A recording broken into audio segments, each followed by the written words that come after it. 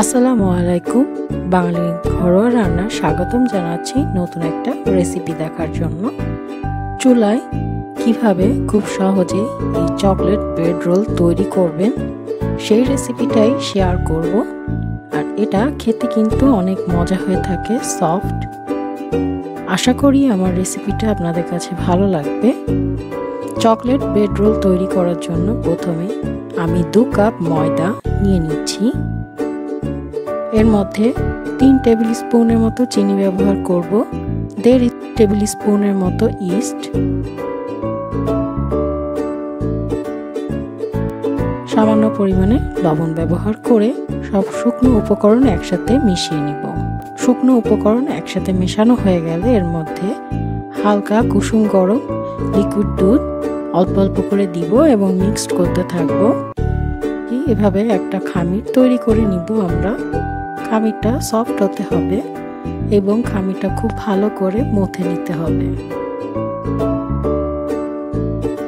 খামির মথা হয়ে গেলে এখন আমি এর মধ্যে 2 টেবিল স্পুনের মতো সয়াবিন তেল অ্যাড করে দিচ্ছি। আপনারা চাইলে এখানে বাটারও ব্যবহার করতে পারেন। তেল দেওয়ার পরে আমি আবারও খুব ভালো করে মথে নিব। মথে একটি স্মুথ ডো তৈরি করে নিব। স্মুথ ডো তৈরি হয়ে গেলে সামান্য একটু সয়াবিন তেল দিয়ে উপরটায় ঠিক এভাবে লাগিয়ে নিব। লাগিয়ে এখন একটা ক্লিপ ফ্লেম দিয়ে খুব ভালো করে এটাকে ঢেকে আধা ঘন্টা রেস্টে রাখবো। আধা ঘন্টা পরে আমি ক্লিন ফ্লেমটা সরিয়ে নিব। ডোটাকে এখন আমি ছুরি দিয়ে কেটে কয়েক ভাগে ভাগ করে নিব। আপনারা কতটুকু ছোট বা বড় ব্রেড রোল তৈরি করতে চান সেই হিসাব করে কেটে নেবেন। আমি এখানে 12 পিস ব্রেড রোল তৈরি করব। প্রতিটা কাটা অংশ এখন আমি নিয়ে হাতে খুব ভালো করে স্মুথ ছোট ছোট বল তৈরি করে নিব।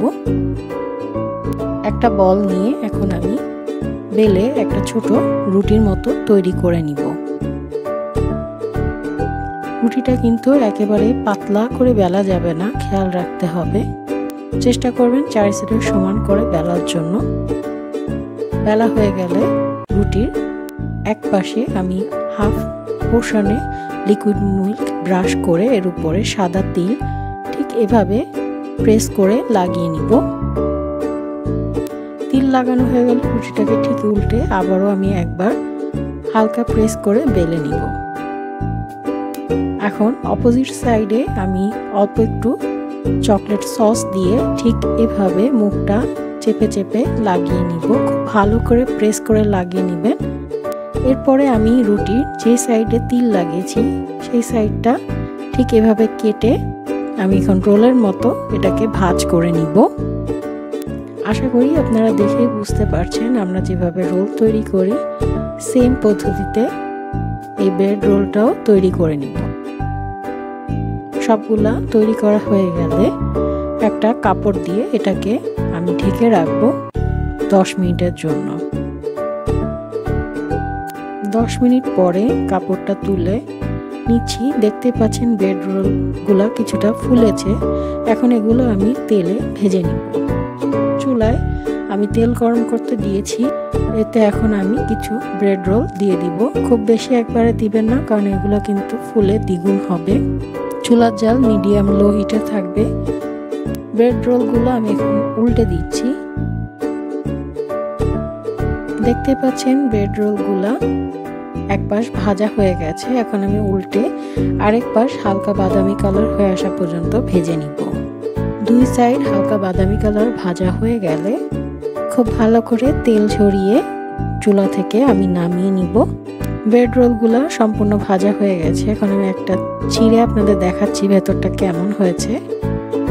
গরম গরম খেতে এই ব্রেড রোলগুলো কিন্তু বাচ্চারা খুবই পছন্দ করবে। আপনারা চাইলে বিকালে বা টিফিনে এই ব্রেড রোলগুলো বাচ্চাদের তৈরি করে দিতে পারেন। আপনারা চাইলে এর মধ্যে বাদাম, ভেজিটেবল রান্না করে বা কোনো ধরনের মিট রান্না করে এর ভিতরে পুর হিসাবে ব্যবহার করতে পারেন। চাইলে চিজও ব্যবহার করতে পারেন। আশা করি আমার এই স্ন্যাক্স রেসিপিটা আপনাদের কাছে ভালো লেগেছে। আপনারা বাসায় চকলেট ব্রেড রোলগুলো ট্রাই করে জানাবেন আপনাদের কাছে কেমন লেগেছে। ভালো লাগলে চ্যানেলটা সাবস্ক্রাইব করবেন, পাশে থাকা বেল আইকনটি প্রেস করে দিবেন। সবাই ভালো থাকবেন। আল্লাহ হাফেজ।